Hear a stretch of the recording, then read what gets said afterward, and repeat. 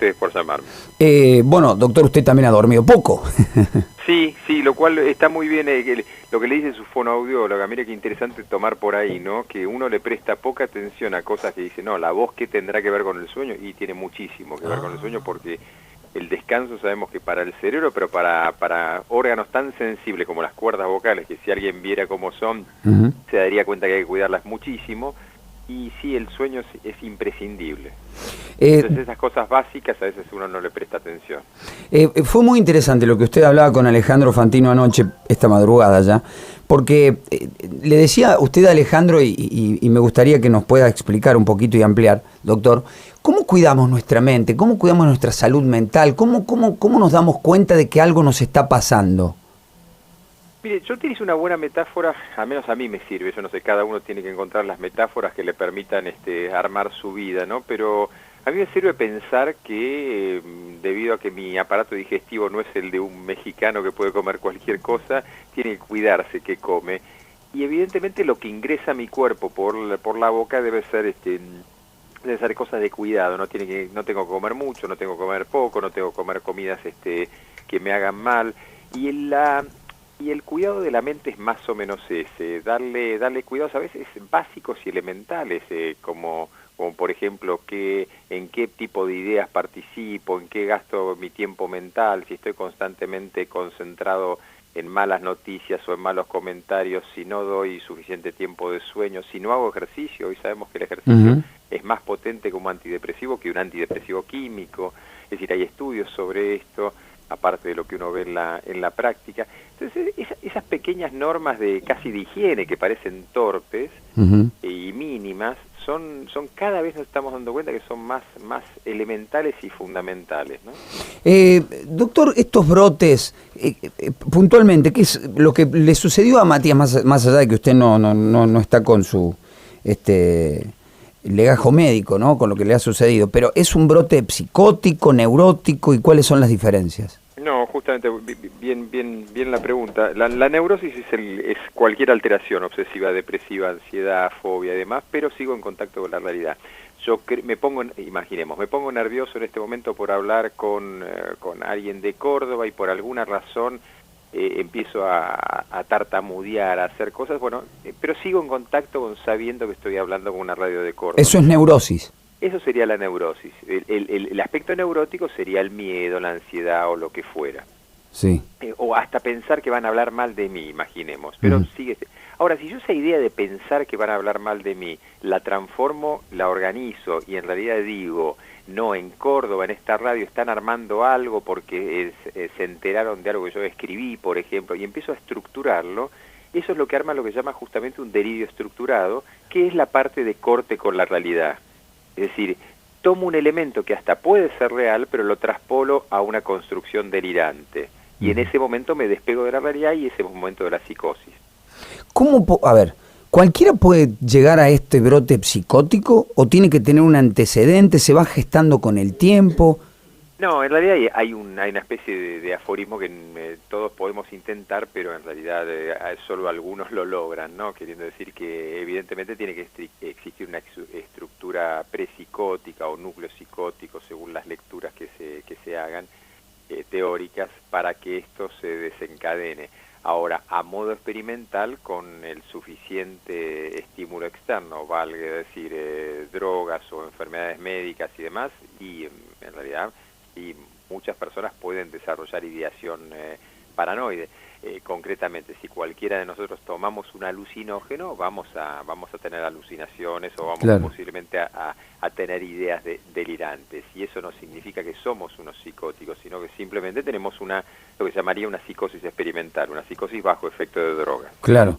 ¿Un brote psicótico puede hacer que una persona sea tan peligrosa que te puede llegar a matar? Por supuesto, por eso la antigua ley de salud mental, ahora tenemos una nueva ley de salud mental, quizás la gente la consideraba castradora en algún sentido, limitante, totalitaria, como sea, pero la figura que se instalaba era la peligrosidad para sí y para terceros. De hecho, los certificados se expresaban de esa manera. Fulano de tal, he considerado luego de la evaluación médica peligroso para sí y para terceros, porque esa persona se podía o autoagredir, y de hecho lo hacían, autoagresiones, o lastimarse o suicidarse, o heteroagredir, es decir, salir y hacer cualquier cosa, imaginar, convencerse que su esposa, su novia o algo lo engaña y atacarla, que es muy sorprendente que hoy, en todo el auge de violencia de género, a priori se lo considera una persona mala, entre comillas, perversa, pero no se evalúa la posibilidad de patologías mentales que están en ascenso, ¿no? Claro, debiera tenerse en cuenta esta situación, esta posible. De hecho, ayer, cuando yo hablaba de los temas médicos, por las redes sociales, algunas personas decían, no, esto no es nada, es un psicópata. Psicópata para el vulgo de la gente significaría un sujeto malo y perverso, y que en realidad disfraza esto de violencia, disfraza esto por detrás hay violencia de género, y no lo dejen escapar, es decir, ya estaba prejuzgado. Y bueno, se decían cantidad de cosas según me contaban sus colegas. No, claro que hay que estudiarlos previamente. Lo más cómodo es acusar al otro, pero en realidad lo científico es primero estudiarlo. Claro. ¿Tiene cura? Sí, claro. Hoy en salud mental lo interesante y lo que vuelve fascinante es que con buenos... Primer punto, en medicina no se habla de cura, sino que se habla de disminución sintomática, ya que no se sabe qué... Correcto.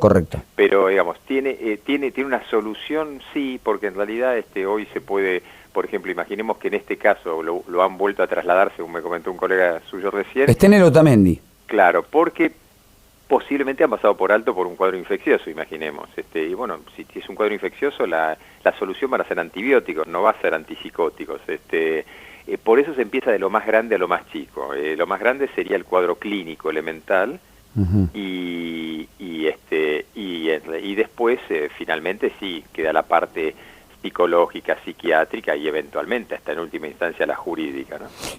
Doctor, una de las últimas de mi parte, cuando uno empieza, a ver, ¿hay alguna manera que nos demos cuenta de que hay algún pequeño desequilibrio mental en nosotros, de que empezamos a correr algún tipo de riesgo para empezar a buscar ayuda en profesionales como usted? ¿Cómo nos podemos dar cuenta o cómo nuestra familia puede darse cuenta? ¿Hay alguna alarma visible que se manifieste físicamente, en alguna actitud, en alguna cuestión? Mire, para simplificarlo, voy a apelar a algo que la gente utiliza mucho, pero es una interesante imagen de la sabiduría popular, que son la famosa hilera de patitos, ¿no? A ver, ¿cómo es eso? Claro, cuando la gente habla de la hilera de patitos, lo que está diciendo es que hay una secuencia temporal y lógica de diferentes elementos pero que están encolumnados. Esos patitos van en una hilera. Ahora, cuando uno de esos patitos se va corriendo, y esos patitos que se van corriendo puede ser el pensamiento, puede ser la actividad, puede ser un comportamiento inesperado, eso empieza a ser un signo de alarma. Si se empieza a correr un poco más uno de ellos, o se empiezan a correr más, imaginemos esto, esa persona ya no tiene comentarios graciosos, sino que esos comentarios parecen ser reales, que parece ser que está convencido. Una cosa es que yo diga, uy, me llamaron de Córdoba, que fantástico, debe ser que les parece interesante. Otra cosa es que yo diga, a partir de este momento voy a ser el que se ocupa de la radio tal de Córdoba. Claro. Ese corrimiento que pasó primero por una cuestión factible y luego pasa a algo imposible. Es un llamado de atención. Es un llamado de atención, o si me vuelvo durante todo el día, no paro de comentarle a cuanta persona que se cruza conmigo, vos sabés que me llamaron de una red de tal lugar, y empiezo a tener ideas grandilocuentes, megalomaníacas. Bueno, ese corrimiento es importante. Entonces, datos, por ejemplo, Matías Salé me mostraba ayer Alejandro Fantino como el viernes tenía un discurso que, claro, no se habían dado cuenta, pero ya tenía una ideación mística, una ideación de replanteos vitales, que es bastante típico en estos casos, ¿no?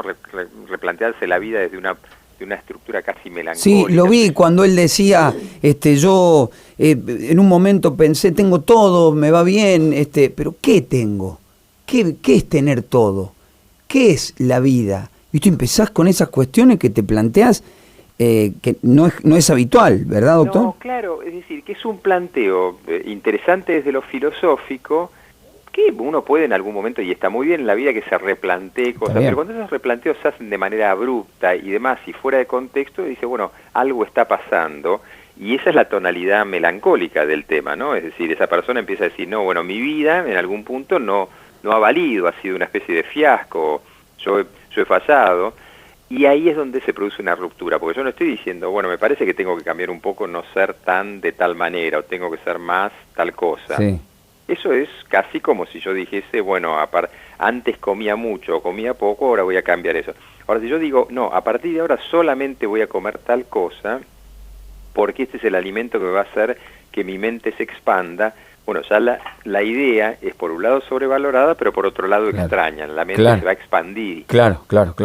Huerto, ¿querías sumarte? Sí, quería consultarle, porque muchas veces vemos este tipo de conductas o conductas que no pasan en la gente común, en los famosos. Los famosos tienen una estructura mental distinta, están más expuestos. ¿Por qué vemos este tipo de casos en los famosos?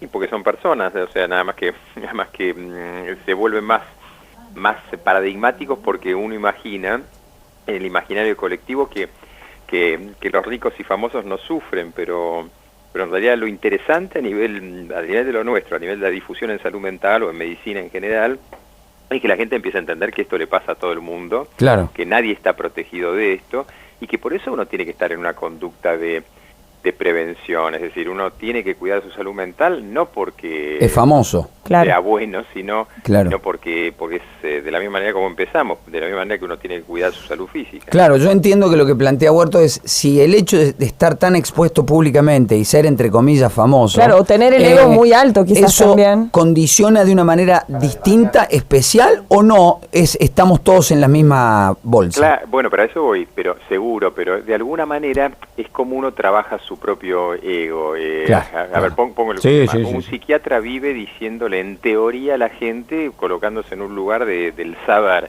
Si ese psiquiatra cree realmente que eso es así, que él sabe todo, está entrando en un error y debe trabajar su cuestión del ego. Es decir, eso es un trabajo que cada uno debe realizar en función del trabajo que desempeña.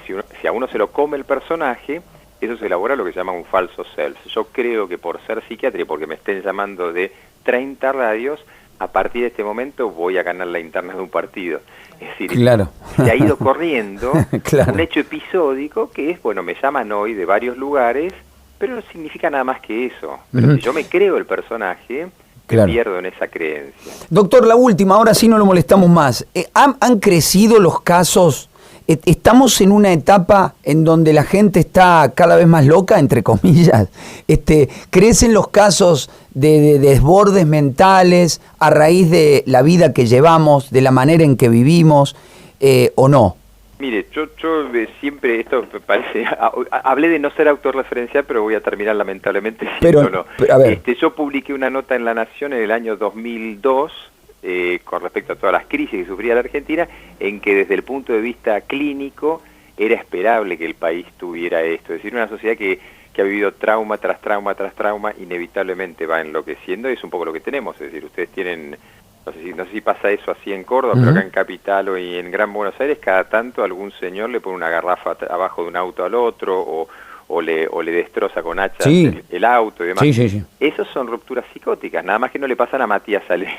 Claro. Pero son eso. Doctor, le agradecemos su participación para nuestro programa y que tenga usted una buena jornada. Ha sido muy gentil en atendernos. Igualmente ustedes, y saludos a toda la audiencia de Córdoba. Un abrazo, doctor. El doctor Enrique de Rosa, psicólogo.